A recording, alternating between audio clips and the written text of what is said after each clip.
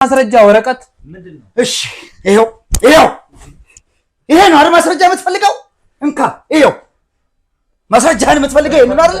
አረ ሱሪን አርገው በቃ ሱሪን አርገው።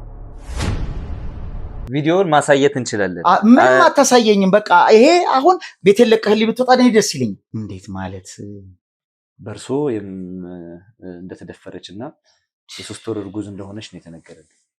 ጭራሽ የሱ እብደት እሷ ላይ ተጋብቶ ከሆነ ነገሩ እንጂ እኔ በፍጹም እንዲህ አይነት ነገር እንዴት ከኔ ይሄ ይጠበቅ? ምንድነው ያ ሚስጥር ሰዎች እንዲያውቁት የማይፈልጉትና ለእርሶ ትዳር መፍረስ ለሁለት ትዳር ፍቺ ደግሞ መንስኤ ሊሆን የቻለው ሚስጥር ምንድነው? ጭቅጭቅ ላይ የመግባት ደረጃ ሁሉ ደርሶ ነበር። እኔም የመግደል ሙከራ ሁሉ ለማድረግ ሁሉ ጥረት ላይ እንደነበረ እሱ ላይ አዎ ከአንዴም ሁለት ጊዜ የነበረ ትዳር በራሳቸው ሰዓት ሴቶቹ በራሳቸው ሰዓት ያው ሄደዋል የሉም። ፍቺ ከተፈጸመ በኋላ የገቡበት እንደጠፋ የት እንዳሉ እንደማይታወቅ ሰምቻለሁና ይሄ ነገር ትንሽ የሚያስደነግጥ ነው። ይሄን በእንደዚህ አይነት ፍራቻ ውስጥ እያለች ነው ትዳሩ ከፈረሰ በኋላ ድንገት የተሰወረችውና ስኬታማ ነኝ ብለው ያስባሉ? አዎ ስኬታማ ነኝ።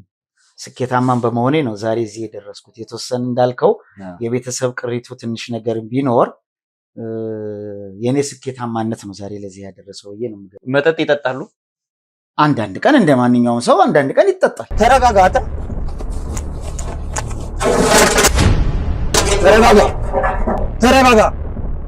ሰውዬ ተረጋጋ። ሰምተኛ እኮ ተረጋጋ።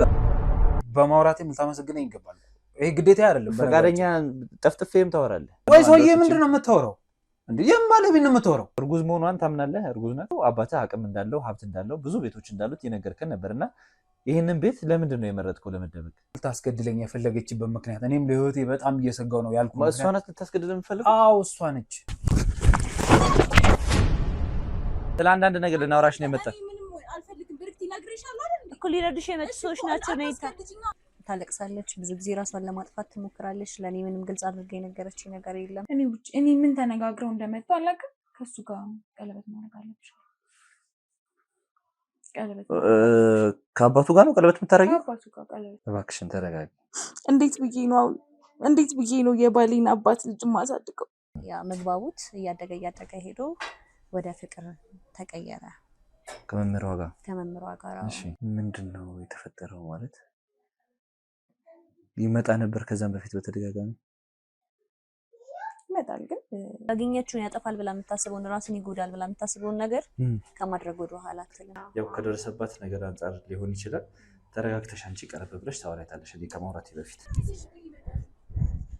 ተረጋጊ። አይደለም የሚረዱሽ ሰዎች ናቸው። በቃ ያሳፍራል የተፈጠረው ነገር። እኔ ምን እንደምል አላውቅም። ምንድነው የተፈጠረው? በቃ ደፍሮኛል፣ አርጎታል። ተረጋጊ ብዬ እባክሽን። ይኸውልሽ ቅድስት ምን እያደረግሽ ነው? የገዛ ባሌ መጣና አባቴን አግቢው አለኝ። ይሄን የተፈጠረው ይኸውልሽ ልንረዳሽ ነው የመጣነው። ተረጋጊ። መብት አይደል እንዴ? ካንቺ ጋር እንኳን አላወራሁም። አይ ነው ይገባኛል እኮ ያለሽበት ሁኔታ ይገባኛል። ግን እስከ መቼ እስቲ በዚህ መልኩ አልነገረችኝም። ባሌ ለሌላ ሰው ዳረኝ ምናምን ነው የምትለኝ። ምን ማለት ነው? አይገርምሽም? ባሌ እኮ ለሌላ ሰው ዳረኝ።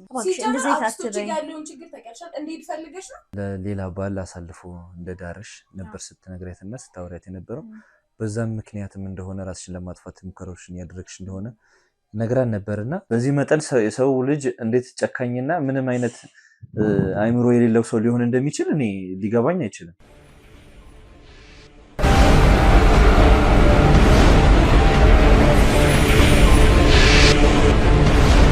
ሰላም ውድ ተመልካቾቻችን እንደምን አላችሁ? እንደምን ቆያችሁልን? መልካሙን ሁሉ በያላችሁበት እመኝላችኋለሁ። ዛሬም እንግዲህ ተመልሰናል። ባለፈው ቪዲዮ የተመለከታችሁት ነገር እጅግ እንዳስጨነቃችሁ፣ አንዳንድ የተደበቁ ነገሮች ከጀርባው እንዳሉም እናንተም ስትጽፉልን ነበረ። ያው እኛም አንዳንድ ማጣራቶችን አድርገን ከነ ዘካሪያስ ጀርባ ከነ ቅድስት ጀርባ ከነገሩን እውነት ጀርባ እውነት ነው ብለው ከነገሩን ነገር ጀርባ ምንድነው ያለው የሚለውን ነገር የማጣራት ስራዎችን እየሰራን ነበረ።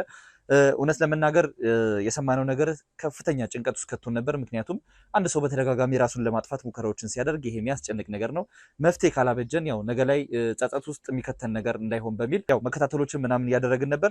ያው ዙሪያችንን አንዳንድ መረጃዎችና ማስረጃዎችን አሰባስበን የዘካሪያስን አባት ለማውራትና ለማነጋገር ምንድነው የሚያውቁት፣ እውነትስ እቺን ልጅ ደፍሯታል ወይ የሚለውን ነገር ለመጠየቅና ለማውራት እሳቸውን እንግዲህ ከስራ አስቀርተን ቤታቸው እንዲቀመጡ አድርገን እንግዲህ አሁን ልንገባ ነው። ምንድነው የተፈጠረው በዚህ ትዳር መሃል ምንድነው በልጃቸውና በልጃቸው ሚስት መሃል ምንድነው የተፈጠረው የሚለውን ነገር እንዲያስረዱን እየጠበቁን ይገኛሉ። ከገባን በኋላ እንግዲህ የሚነግሩን ነገር ምንድነው የሚለውን ነገር አብረን የምናይ ይሆናል። ከዛ በተጨማሪ ልጃቸው ዘካሪያስንም መኪና ውስጥ እንዲጠብቀኝ እያደረኩ ነው የምገኘው። ከሳቸው ጋር ያለኝን ቆይታ ከጨረስኩ በኋላ እሱን አስገብተን ሁለቱ እንዲያወሩ እድሎችን እናመቻቻለን ማለት ነው። ዛሬ ሁሉም ነገር ፍርጥርጡ ወጥቶ ወደ ቤት ምንገባ ይሆናል ማለት ነው። ተመልካቾቻችን ከዚህ እውነት ጀርባ ተደፈርኩ ከምትለው የልጃቸው ባለቤት እውነት ጀርባ ምንድን ነው ያለው? አቶ ሳሙኤልስ ምን የሚያውቁት ነገር አለ የሚለውን ነገር አብረን ምና ይሆናል። ይህን ቻናል ሰብስክራይብ ያላደረጋችሁ እባካችሁን ሰብስክራይብ እያደረጋችሁ ተመልካቾቻችን፣ ያው እጅግ በጣም በፍጥነት 50,000 ሰብስክራይበር እንገባለን ብለን ነበር። በጣም ተዘናግተናል። ገና ምንም እየተነቃነቀ አይደለም ሰብስክራይበሩ። በዛ ብለን ደግሞ ለብዙሃን ተደራሽ እንደሆነ እባካችሁን ሰብስክራይብ ያላደረጋችሁ ቤተሰቦቻችን ሰብስክራይብ አድርጉት። ይሄን ቻናል ሼር አድርጉት፣ ወዳጅ ዘመዶቻችሁ እንዲማሩበት፣ ሌሎች ደግሞ ከጥፋት እንዲመለሱበት ይሄን ቪዲዮ ሼር አድርጉት። ላይክ በማድረግ ደግሞ ይሄን ቪዲዮ ጀምሩ። ኮሜንት ላይ ደግሞ ሀሳብ አስተያየታችሁን ጻፉልን። ከናንተ ብዙ የምንማረው የምንወስደው ነገር ስላለ ማለት ነው። ተመልካቾቻችን ድጋፍ እያደረጋችሁልን ያላችሁ ተመልካቾቻችንን ሰብስክራይብ ያደረጋችሁ ተመልካቾቻችንን እጅግ በጣም እናመሰግናለን። ገብተን ደግሞ የሚፈጠረው ነገር ምና ይሆናል። አብራችሁን ቆዩ።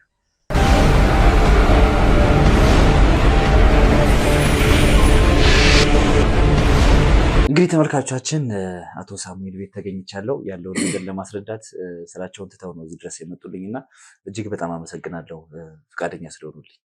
ምንም አይደለም። እኔም አመሰግናለሁ ጥሪያችንን ተቀብላችሁ ስለመጣችሁልኝ እኔም አመሰግናለሁ። እሺ ያው ወደ ጉዳያችን አንዳንድ ነገሮችን አውርተን ነበር። ወደ ጉዳያችን ከመግባታችን በፊት እስቲ ራስዎትን በማስተዋወቅ እንጀምር። እሺ እኔ አቶ ሳሙኤል ረታ እባላለሁ። ያው የዚሁ ከተማ ነዋሪ ነኝ እና እንደ ማንኛውም ኢትዮጵያዊ ወጣት ተምሬ አድጌ ሰርቼ ዛሬ እዚህ ደረጃ ላይ የደረስኩ ሰው ነኝ ማለት ነው። ይሄው ነው የኔ ታሪክ። አዎ ስለ እርሶ ሳጠያይቅ ሰፈሩም ላይ አካባቢውም ላይ ትልቅ የሚባል የተገነባ ስም እንዳሉትና ማህበረሰቡን የሚጠቅም ብዙ ስራዎችን እንደሰሩ በአካባቢውም ሰው ያለው ስለ እርሶ ያለው አመለካከት እጅግ መልካም እንደሆነ አይቻለሁ እና በጣም ተወዳጅ ነው አካባቢው ላይ ሰፈሩ ላይ። ስለ እርሶ ስጠይቅ እጅግ በጣም መልካም ሰው እንደሆኑና የአካባቢውን ሰው የተቸገረ ሰው እንደሚረዱ ከብዙሃኑም ጋር በጣም የቀረበ ግንኙነት እንዳሉት ነው የተረዳሁት። እርግጥ ነው እኔ እንደ አካባቢ እንደ ሰፈሬ የማደርገውን ነገር አደርጋለሁ። እኔ ግን ይህን ይሉኛል ወይም ይህን ያደርጉልኛል ብዬ አይደለም። እኔ የስራ ሰው ነኝ፣ እሰራለሁ። ከልጅነት ጀምሮ የምሰራ ሰው ነኝ። ዛሬ ያለሁበት ደረጃ ላይ የደረስኩት ያው በመስራት ነው። ስለዚህ ያው የአካባቢ ሰውን የሚቸገርም የለም ያለ ነገር ካለ አብሬ የመርዳት የማስተካከል ነገሮችን በቀበሌያችን ላይም በአካባቢያችን ላይ የማድረግና አንዳንድ ነገሮችን የማስተካከል ያው ከጥንት አብሮ ከቤተሰብ ተዋረድ የነበረ ስለነበረ ስለዚህ ያንን እያደረግኩ ነው ያለሁት እና እኔ ይህን ያህል ሰው ጠቅሜያለሁ ወይም እጠቅማለሁ የሚለው ጉዳይ የለኝም። ነገር ግን ያው ማድረግ ያለብኝን ነገር እያደረግኩ አልፌያለሁ፣ እዚህ ደርሻለሁ ማለት ነው። በጣም ደስ ይላል። መቼም የሆነ ደረጃ ላይ ለመድረስ የሆነ ቦታ ላይ ለመድረስ ብዙ ውጣ ወረዶች ይኖራሉ፣ ብዙ ደግሞ ፈተናዎች ይኖራሉ እና እንዴት ነበር ቢዝነስ የጀመሩት? አሁን ያሉት ቢዝነስ ትልቅ ደረጃ ላይ ደረሰና በስሩ ደግሞ በጣም ብዙ ሰራተኞችን ቀጥረው እንደሚያሰሩ አይቻለሁ እና እዚህ ለመድረስ ብዙ ፈተና አሳልፈዋል ብዬ አስባለሁ። እንዴት ነበር ወደ ራሱ ቢዝነስ የገቡት? እውነት ነው። ያው እንዳልኩ በልጅነታችን ጀምሮ ከቤተሰብ ጀምሮ ሁላችንም የመስራት አንዳንድ ነገሮችን ያው ትንሽ የተወሰነ ቅሬቶችን የመተላለፍ ነገሮች አሉ።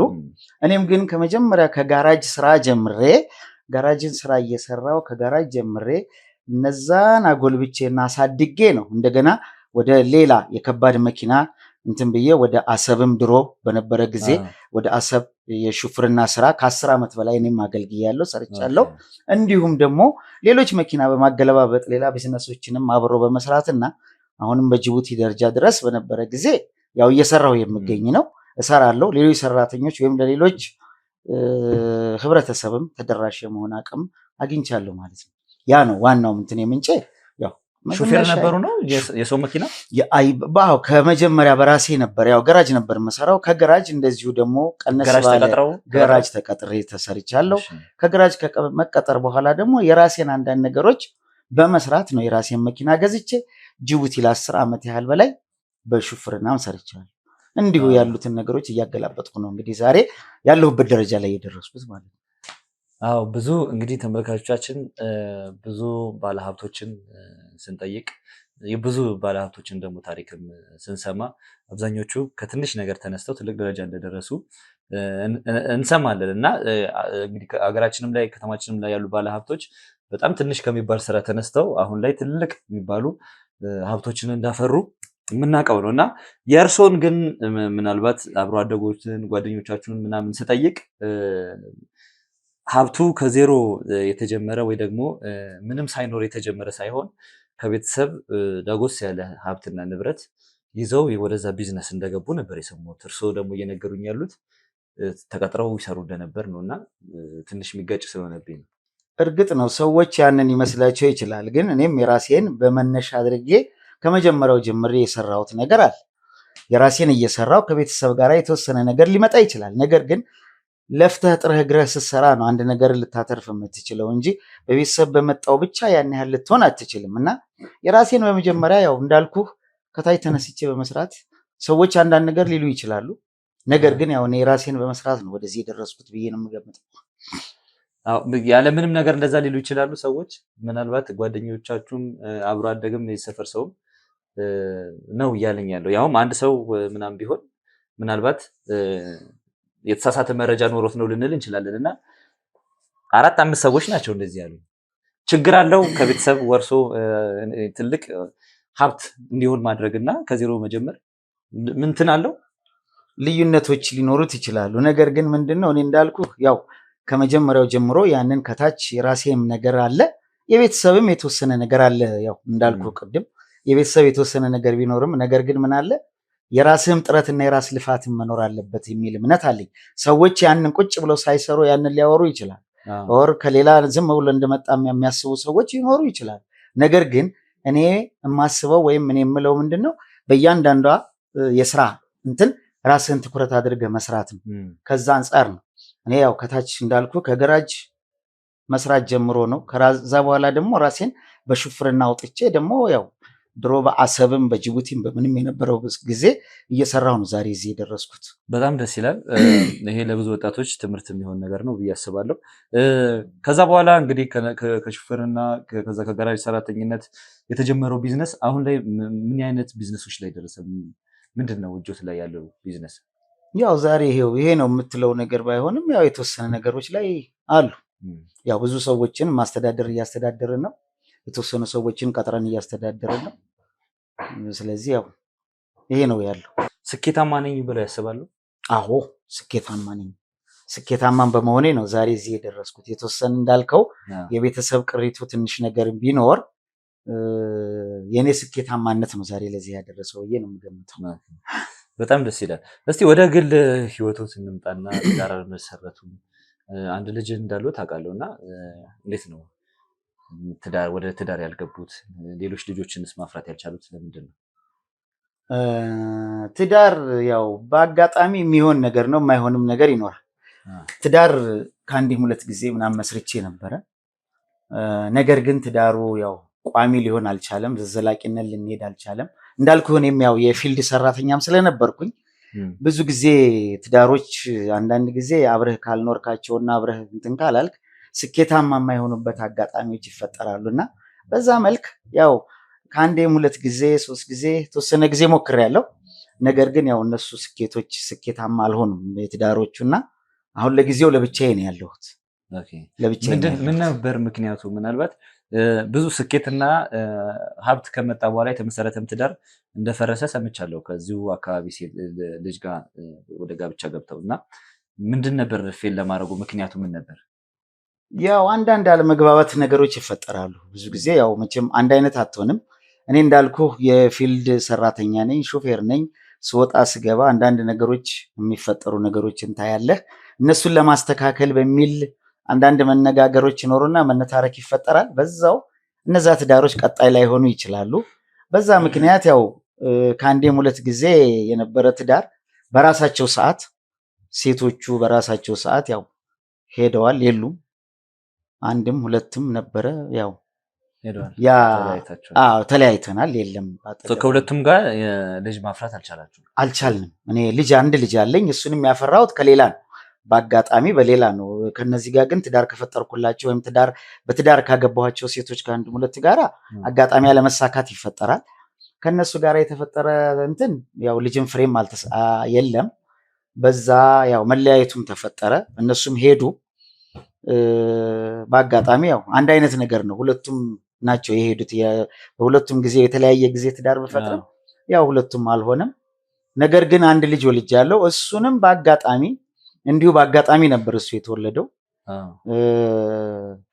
ከእናትየው ጋር የተወሰነ ጊዜ እንደኖርን እናትየውም ትንሽ ብዙ እንትን አልነበረም። አቅም በማነስ እኔ ልጁን ለብቻዬ ማሳደግ እድሉ ተፈጠረና ልጄን ለብቻዬ ነው ያሳደግኩት። እሷ ከኔ ጋር አብራ አልኖረችም፣ አብራ ከልጁም ጋር አልኖረችም። እኔ ልጄን ግን አሳድጌ ለዚህ ደረጃ አድርሻለሁኝ። ያው ይሄ ነው ሁኔታው። በጣም ጥሩ። የሁለቱ ትዳሮች የፈረሱ ትዳሮች ከመፍረሳቸው ውጪ አንድ የሚያደርጋቸው ነገር አለ ሌላ እና እኔንም ያስደነገጠኝ ነገር ነው። ከሰዎች የሰማሁት አንዳንድ መረጃዎችን ስሰበስብ እና ሁለቱም ባለቤቶት ሁለቱም የትዳር አጋሮት ፍቺ ከተፈጸመ በኋላ የገቡበት እንደጠፋ የት እንዳሉ እንደማይታወቅ ሰምቻለሁ እና ይሄ ነገር ትንሽ የሚያስደነግጥ ነው። አዎ በአጋጣሚ የሁለቱም እንዳልኩ ያው አለመስማማት ተፈጠረ። የሁለቱም ደግሞ የሚያመሳስላቸው ነገር እንዳልከው ሁለቱም ወዴት እንደሄዱና ወዴት እንደገቡ ለኔም ለራሴም አስቸጋሪ ነው የሆነብኝ። ምክንያቱም የት ናቸው ብዬ ስጠይቅ ያሉበት አቅጣጫና ያሉበት ሁኔታ ምንም ነገር ላቀው አልቻልኩም። ለኔም ለአካባቢውም ሰፈር ሰው ይሄንን ጉዳይ አላወቀም ወዴት እንደሄዱ ሁለቱም ከአንድም ሁለት። ስለዚህ ያው አላስፈላጊ ነገር ነው ብዬ እኔም ዝም ነው ያልኩት። ምክንያቱም ተነስተው ነው የጠፉት ሁለቱም ወደ ሌላ አካባቢ ቀይረው ሊሆን ይችላል ብዬ ነው የምገምተው። እኔም በዛ አጋጣሚ ያው ይሄው ነው። ያው ትዳር ሲፈርስ የሆነ በጣም በፍቅርና ሰላማዊ በሆነ መንገድ ነገሮች ይፈታሉ ብሎ ማሰብ ያው ከስንት አጋጣሚዎች ነው እንደዚህ አይነት ነገሮች የሚፈጠሩት። በቃ ሰላም ሆኜ መለየት አለብን ተብሎ በአንድ ጠረጴዛ ተወያይቶ አብረን መሆን አንችልም በእነዚህ ምክንያቶች ተብሎ አንዳንድ ትዳሮች ይፈርሳሉ እና ግን አብዛኞቹ ትዳሮች 99% የሚሆኑ ትዳሮች የሚፈርሱት በከፍተኛ ጸብና እንትን ነው። ያ ሁለቱ ትዳሮች የእርሶ ትዳሮች ሲፈርሱ ጸብ ውስጥ ገብታችሁ ነበር? ያልሆነ ነገር ውስጥ ገብታችሁ ነበር? አልገባንም። ያው በአጋጣሚ ነው እንደዚህ አይነት ያው መነጋገሩ ሊኖር ይችላል። እንደ ማንኛውም ትዳር ፍቺዎች መነጋገሮች ሊኖሩ ይችላሉ። ተነጋገርን። በዛ አጋጣሚ ግን ያው ሁለቱም አጋጣሚ ያው የተወሰነ ጭቅጭቁ ይኖራል፣ የተወሰነ አለመስማማቱ ሊኖር ይችላል። ነገር ግን ያው ብዙም እንትን አይደለም። ይሄ ነው የምትለው ነገር አይደለም። ያው እንግዲህ ወይንሸት ሁለተኛ ባለቤቶት ነበሩ። እሳቸውም ያው የገቡበት አይታወቅም እና እዚህ አካባቢ ነዋሪ እንደነበሩ አረጋግጫለሁ። የእሷን ወንድሞች፣ ቤተሰቦች ለማውራት ጓደኞች ለማውራት ሞክሬ ነበር እና እርሶ ሚስጥሮት የያዙት ሚስጥር እንዳለና ስለ እርሶ ያ ሚስጥር ደግሞ የአካባቢው ሰውም እንዲያውቅ እንደማይፈልጉ ስለዚህ የመጀመሪያው ሚስቶትም እንድትሰወር የተደረገው ያ ሚስጥር እንዳይወጣና ስለ እርሱ የተደበቀው ነገር ሰዎች እንዳያውቁ እንደሆነ ለወንድሞቿ ተናግራ ነበር እና ሚስጥሩ በእርግጥ ምን እንደሆነ በጊዜው ለማወጣጣት ሞክረው ነበር። ይሄ ነው ብላ መናገር አልቻለችም። እሷም ይህን በእንደዚህ አይነት ፍራቻ ውስጥ እያለች ነው ትዳሩ ከፈረሰ በኋላ ድንገት የተሰወረችው እና የሁለቱ በአንድ አይነት መንገድ መሰወርና ይሄ ስለ እርሱ እንዲታወቅ የማይፈልጉት ሚስጥር አለመባሉ የአካባቢውን ሰው በጥርጣሬ እንዲያዩት አድርጎ ነበር በጊዜው። ምንድን ነው ያ ሚስጥር ሰዎች እንዲያውቁት የማይፈልጉት እና ለእርሶ ትዳር መፍረስ ለሁለት ትዳር ፍቺ ደግሞ መንስኤ ሊሆን የቻለው ሚስጥር ምንድን ነው? ሰዎች ዝም ብለው የሚፈጥሩት ነው። አንዳንድ ጊዜ እኮ የተለየ ሀብትም ንብረትም ሲኖርህ ሰዎች ልዩ አመለካከት ሊኖራቸው ይችል ይሆናል እንጂ በተረፈ እኔ ይህን ያህል የተለየ ዝና ወይም የተለየ ሚስጥር ወይም የተለየ ነገር ይኖረኛል ብዬ አልገምትም። ሰዎች የራሳቸውን ግምት የራሳቸውን አስተያየት ሊሰጡ ይችላሉ፣ የራሳቸውን ግምት ሊገምቱ ይችላሉ። እኔ ግን ያንን እንዲህ አይነት ነገር የሚሆን ነገር የለብኝም የለኝም። እኔ ሚስጥር ነው ብዬ የምለው ነገር የለኝም።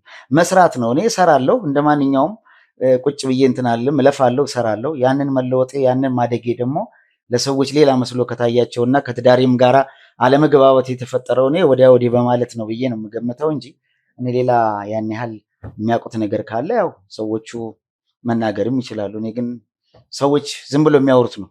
ስለዚህ እጆት የለበትም በሁለቱ ሴቶች መጥፋት ባለቤቶች ምንም ነገር የለበትም የለም።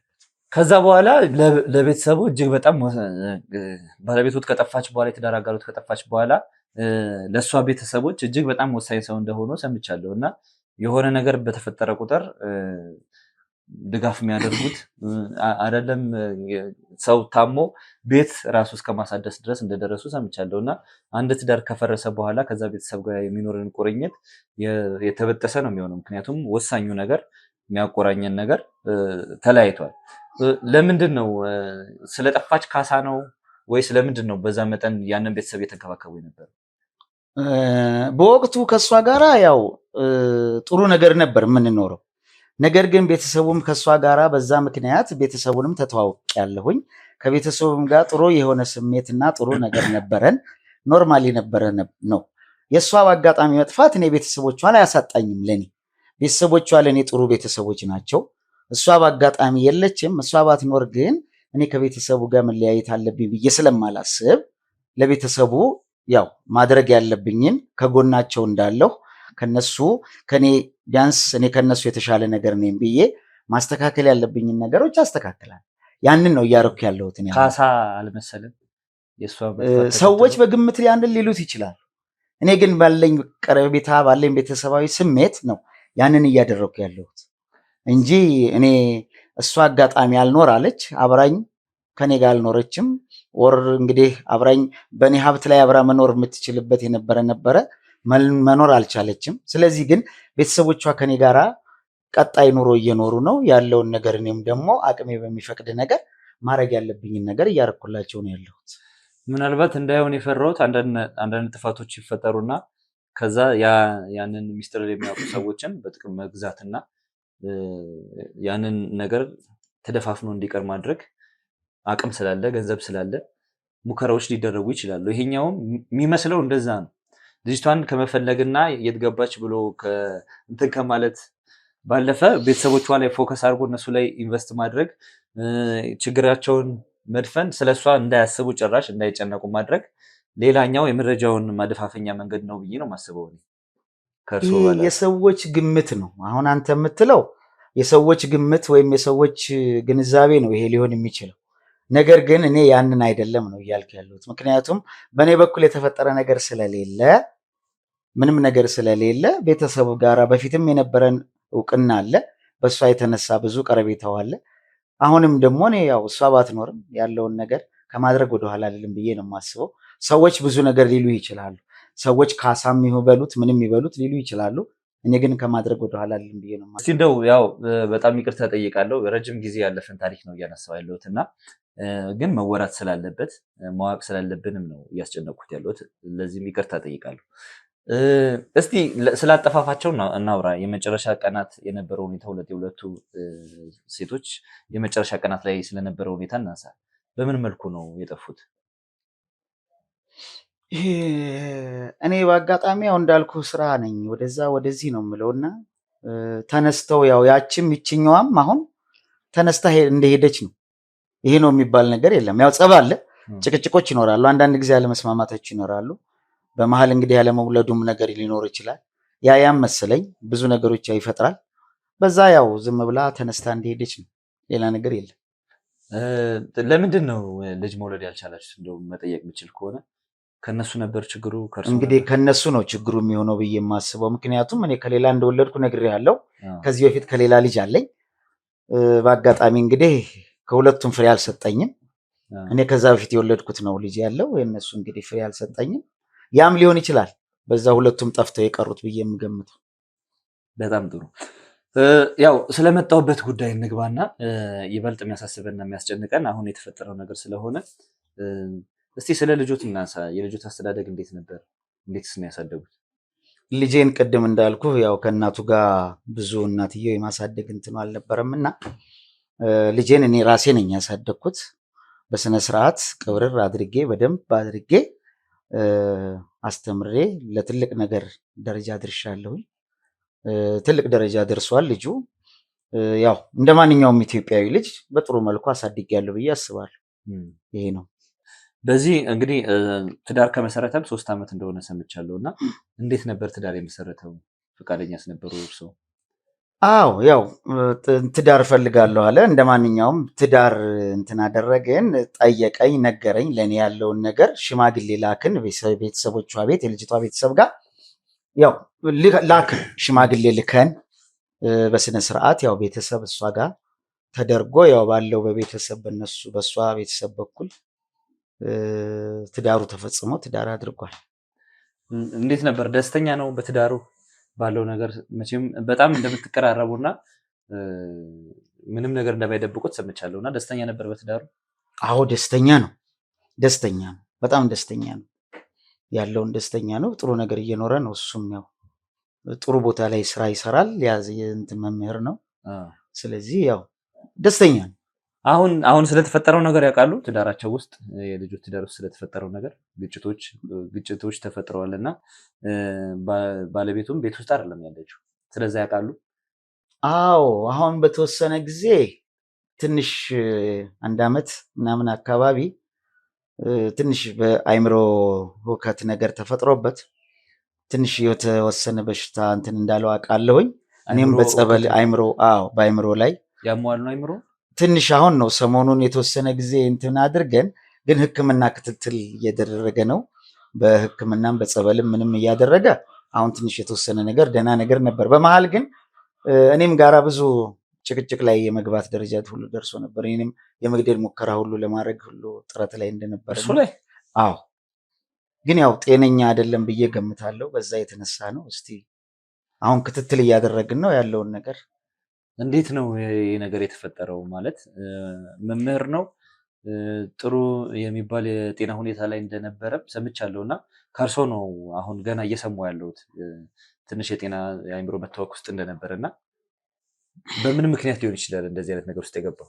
ገና እስቲ እንግዲህ አላወቅንም። ያለውን ነገር ክትትል እያረኩ ነው እኔም ራሴ ያው ሕክምናም ጸበልም ያው ግን ጤና አይደለም። አካባቢ ላይም በጣም እየረበሸ ነው። አሁን አካባቢ ላይ ይረብሻል፣ አንዳንድ ሁከት ይፈጥራል። እንደዚህ ብለው ያው ከእሷም ጋራ ብዙ እንትን እንዳለ ሰማሁኝ። ግን እኔም ለማሳከምም ምን ለማለት ሞክሬያለሁኝ ያለውን ነገር ግን ያው ገና እስቲ አሁን ደግሞ ትንሽ ደህና ነገር ይታይበታል። ከተወሰነ ደግሞ እንደገና መለስ ያደርገዋልና ገና እስቲ ያለውን ነገር እንትን እያልኩ ነው። አሁን ተገናኝታችሁ የማውራት ሕክምና እንዲያገኝ የማድረግ እንደው በቅርብ ቀን አግኝተውት አውርተውት ያውቃሉ በአካል? አይ ምክንያቱም ለእኔም ጥሩ አይደለም። አሁን እኔም ላይ ራሱ ጥሩ የመግደል ሙከራ አደረገ። ስለዚህ ያው እስቲ ቆይ እኔም ብዬ በርቀት ያለውን ነገር በሰዎችም በምንም ያደረግኩኝ ነው ክትትል እያደረኩ። እንደው እንደ አባት ብቸኛ ልጆት ነው። ከዚህ በኋላ ምናልባት ሌላ ልጅ ይፈጠራል ብዬ አላስብም። ደግሞ ልጅ ደግሞ 9ም 10ም ቢሆን ልጅ ነው እና በተለይ የአእምሮ ህመም ውስጥ ሲገባ ሊገለኝ ይችላል በሚል ሰበብ ልጅን አርቆ እንግዲህ በቅርበት ሕክምና እንዲያገኝ ከማድረግ ይልቅ ለራስ ፈርቶ አርቆ እንዲቀመጥ ማድረግ ትንሽ አይከብድም? ምክንያቱም ለእርሶ ብቸኛ ልጅ ነው። ይሄ አሳማኝ ይሆናል? ልክ ነህ። ምን አለ መሰለህ ከኔ ጋራ የሚያው የሰላሙ ነገር ስለሌለ ዝም ብዬ ግን ለሰዎች እንትን እያደረግኩኝ እነሱ ኮንታክት እንዲያደርጉት በቅርበት እንዲከታተሉት እያደረግኩኝ በጎን ያው የሆነ ሳንቲምም ምንም የሚያስፈልገውን ነገር እያሟላውለት ሰዎች ክትትል እንዲያደርጉለት እያደረግኩ ነው። ምክንያቱም ያው ዞሮ ልጄ ነው። እኔ ምንም ይሁን ምንም መርዳትና ማድረግ እስካለብኝ ድረስ ያንን ማድረግ አለብኝ።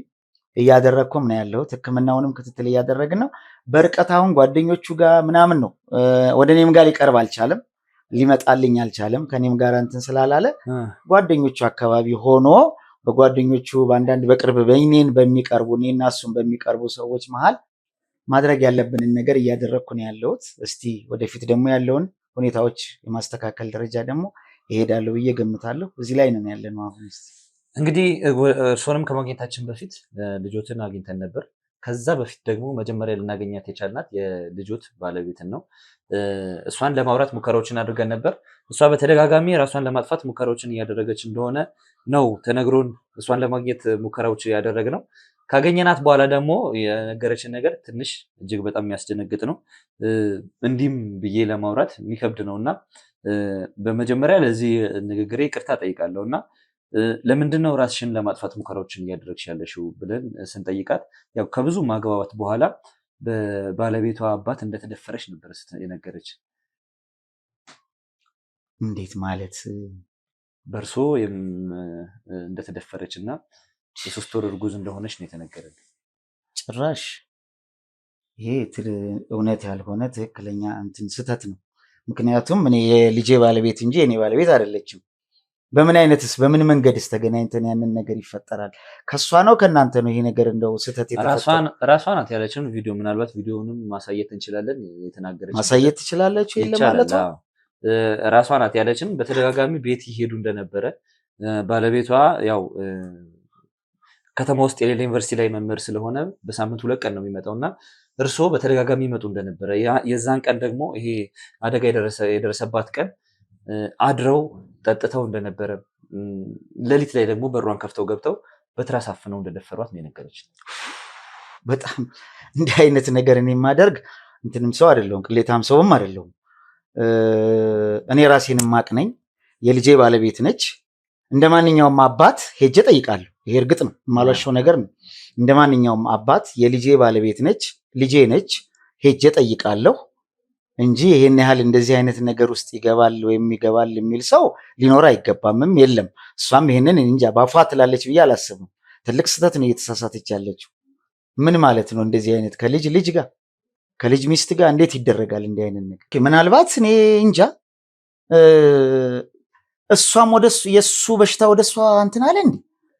ይሄን ያህል የአንዱ በሽታ ወደ ሌላው የባልና ሚስት የመጋባት ስሜት ይኖር ይሆን እንዴ?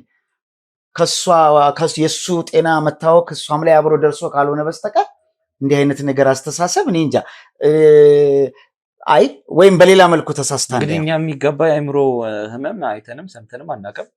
ምናልባት ዝም ብሎ ተነስቶ ወይ ደግሞ ተነጋግረው እንበድ ተባብለው የሚጀምሩት ሁኔታ አይኖርም። ምክንያቱም ይሄ ጉንፋን አይደለም፣ የሚተላለፍ ነገር አይደለም። ያለ ምክንያት ደግሞ የልጄ የባለቤቴ አባት ደፈሩኝ ልትል የምትችልበት ሁኔታ ውስጥ የለም። ከዛ በፊት ደግሞ ሰላማዊ የሆነ ነገር እንደነበራችሁ ከብዙ ሰዎች አረጋግጠናል። ስለዚህ እባክዎትን እውነቱን ይንገሩኝ።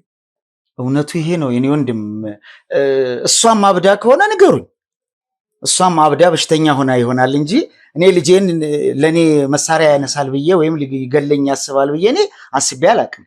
የእሱ እብደት እሷ ላይ ተጋብቶ ከሆነ ንገሩኝ እንጂ እኔ በፍጹም እንዲህ አይነት ነገር እንዴት ከኔ ይሄ ይጠበቃል? እንዴት እሷስ ይሄንን ከምን አንጻር ነው ልትል የቻለችው? ምን ማለት ነው? እኔ አይደለም የእሷ አእምሮ መቃወስ የልጆትንም እያሉ ያሉትንም አላመንኩትም። ምክንያቱም ከልጆት ጋር ከፍተኛ ጸብ ውስጥ ሊያስገባዎት የቻለው የውርስ ጉዳይ እንደሆነ ሰምቻለሁ እና ከዛ በኋላ ነው የአእምሮ ተቃውሷል፣ ልክ አይደለም የሚሉ ነገሮች፣ የሐሰት ዜናዎች ልጁንም ከዚህ አካባቢ እንዲርቅ ያደረገው እሱ እንደሆነ ሰምቻለሁ እና በትክክል አእምሮ መታመሙን የአእምሮ ጤና መቃወስ ውስጥ መሆኑን የሰማሁት ከእርሶ ነው። አሁን እየነገሩኝ ከምን አይነት ውርስ? እሱስ የውርስ ከማን የኔ ነው አይደለ እንዴ ሊወርስ የሚችለው? ይሄ ልጅ ቢወርስ እንኳን ይሄን ያህል ምክንያት ግጭት ውስጥ እንደገባችሁ ሰምቻለሁ። ስህተት ነው እያንዳንዱ ነገር። አሁን ይሄ የምትሉኝ ነገር በጣም ስህተት ነው። ምክንያቱም እኔ ነገ ተነገ ወዲያ ይሄንን ንብረት እናንተን የማወርሰው ለራሱ ነው። ሌላ ዛሬ የሚያሳብደው ዛሬ የሚያሳምመው ነገር ይኖራል ብዬ አልገምትም። አሁን ደግሞ ጭራሽ ሌላ ሁለተኛ ደግሞ እኔንም ራሴ እያሳመማችሁኝ ነው ማለት ይቻላል። የልጄ የመታመም ሳያንስ እንደገና ደግሞ የእሷ ድጋሚ ታማለች ማለት በጣም ከባድ ነው። ታማለች፣ በቃ ይሄ እኮ ህመም ነው። ምክንያቱም ታማለች እያሉ ያሉት እርስዎ ነው። እኛ ታማለች አላልንም። እንግዲህ የነገረችንን ነገር ነው ይዘን ህመም ነው አሁን የምትናገረው እሷ አሁን ህመም ነው የምትናገረው እሷ አሁን የምትናገረው ይሄ ጉዳይ ህመም በለው። ከዛ ከልጄ በፍጹም ያልተለየ ነው። እውነት ቢሆንስ? አይሆንማ። እንዴት ይሆናል? ህመም ነው፣ ዝም ብሎ ህመም ነው ማለት ይቻላል? እሷ ጋር አይሄዱም አያድሩም ነበር? እርስዎ እንደ ልጅ አልኩ እኮ እንደ ልጅ ሄጄ ጠይቃለሁ። ያንን ግን የማድረግ ድፍረቱም ሆነ እንትኑ ሊኖረኝ አይችልም ብዬ አስባለሁ። መጠጥ ይጠጣሉ? አንዳንድ ቀን እንደ ማንኛውም ሰው አንዳንድ ቀን ይጠጣል እንጂ ያን ያህል እኔ አዘውትሬ መጠጣ ወይም ደግሞ እንትን አይደለሁም። ለመጨረሻ ጊዜ እሷ ቤት ሄዱት መች ነው? አላስታውሰውም። ያስታውሱታል? በእርግጠኝነት አላስታውስም። ምን ያህል ጊዜ ይሆናል በግምት? አንድ 5-6 ወር እንደዛ የሚሆን አይመስለኝም። ምክንያቱም እያለች ያለችው እሷ እየነገረችን ያለችው በዚህ 3 ወር ውስጥ ነው የመጨረሻው ግንኙነታችሁ የነበረው።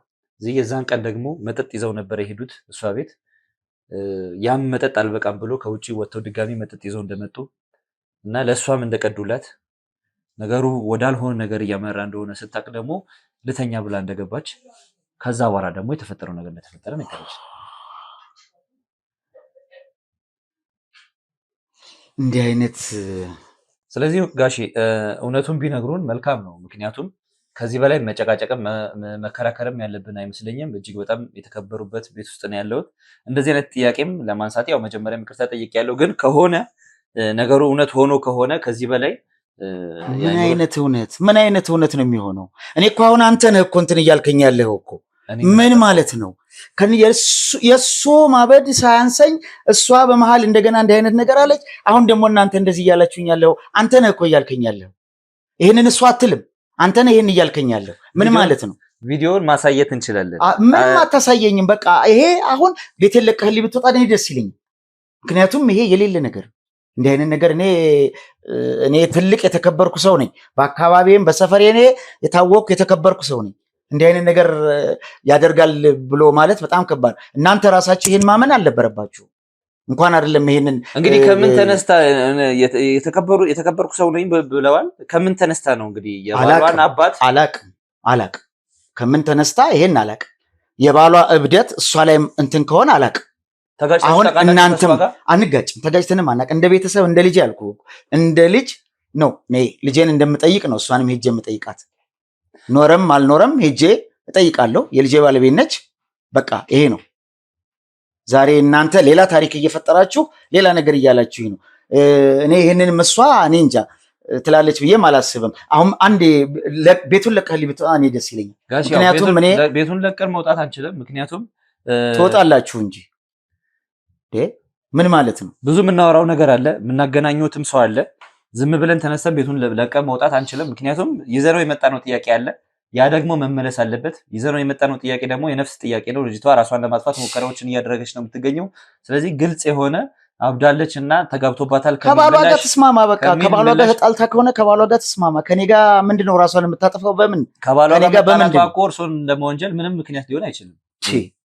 እናንተ ናችሁ እኮ አሁን እየወነጀላችሁኝ ያላችሁት። የልጆት የጤና ጉዳይ ምናልባት ልጆች ጤነኛ እንዳልሆነና የአእምሮ መቃወስ ውስጥ እንዳለ እሱን ሕክምና እየተደረገለት ነው። እየተከታተልኩ ነው። በሰዎች ምን ያጠገቡ ባልደርስም እንኳን ሰዎችን እንዲከታተሉልኝ እያደረግኩኝ ነው። ልጆትን አግኝተን ለማውራት ሙከራ አድርገን ነበር። ሌሎች ሰዎችንም አካባቢ ሰዎችንም አግኝተን ሙከራ አድርገን ነበር እና ልጅቷ በትክክል የእሱ የልጆት ሚስት እንደሆነች ስላረጋገጥን ነው እሱ ያለንን ነገር ያላነሳ ነው እና እርሶም የአእምሮ በሽተኛ እንደሆነ የአእምሮ ታማሚ እንደሆነ ስለነገሩን ነው እሱ ያለንን ነገር እንደ ጥያቄ ያላቀረብ ነው። እሱ እያለን የነበረው ልጅቷ የኔ ሚስት ሳትሆን የእርሶ ሚስት የአባቴ ሚስት ናት ነው እያለን የነበረውና ጭራሽ አእምሮ ጤነኛ አይደለም ያልኩ ይሄ ነው። ምን ማለት ነው? እሱን በዚህ ማመን እችላለሁ፣ ግን ንግግሩ የተሳሳተ ነው። ያለኝም ነገር ከሰዎችም የሰማሁት ነገር ትንሽ የሚጋጭ ነገር ስለሆነ ማለት ነው። ግን የእሷን ጤነኝነት 100% ማረጋገጥ እንችላለን። ስለዚህ የተፈጠረው ነገር የሆነ ነገር ሀፕን ሳያደርግ የሆነ ነገር ሳይፈጠር ባለቤቴ ጎዳይ ማለት ትችል ነበር። ጥሏ ግጭቷ ከሱ ጋር ነበር። እርሶን ብትወነጅልበት ምክንያት ምንም አይነት ምክንያት አይኖርም። እና የሆነ ነገር ሲያባት ነው የጎዳኝ አለች። አዎ በሳቸው ነው የተደፈርኩት ነው ያለችው። ጭራሽ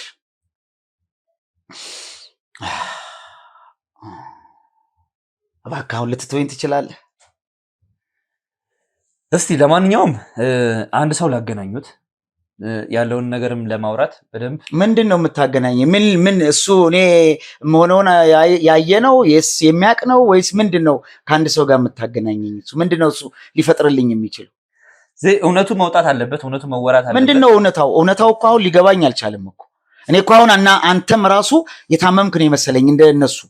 ምክንያቱም አንተስ እንዴት ታምናለህ? ከልጅ ባለቤት ጋር አባት ተገናኘ ብላችሁ የምትወስኑትና የምትፈርዱት ምን ማለት ነው? ቢረጋጉ መልካም ነው። ከዚህ በላይ መጨቃጨቅም እንትን ማለትም የለብንም። ስለዚህ ይዤው የመጣሁት እንግዳ አለ፣ ይግባና ያለውን ነገር ይንገረን። ማውራት ያለባችሁም ነገር ካለ ፊት ለፊት መጠየቅ ያለባችሁም ጥያቄ ካለ ፊት ለፊት ይጠይቁታል። ይጠይቅ ይምጣና ይጠይቀኛ። የሚያውቅ ካለ ይምጣና ይጠይቀኝ። እስቲ በጣም አሪፍ አስገቡት። ይምጣና ይጠይቅ።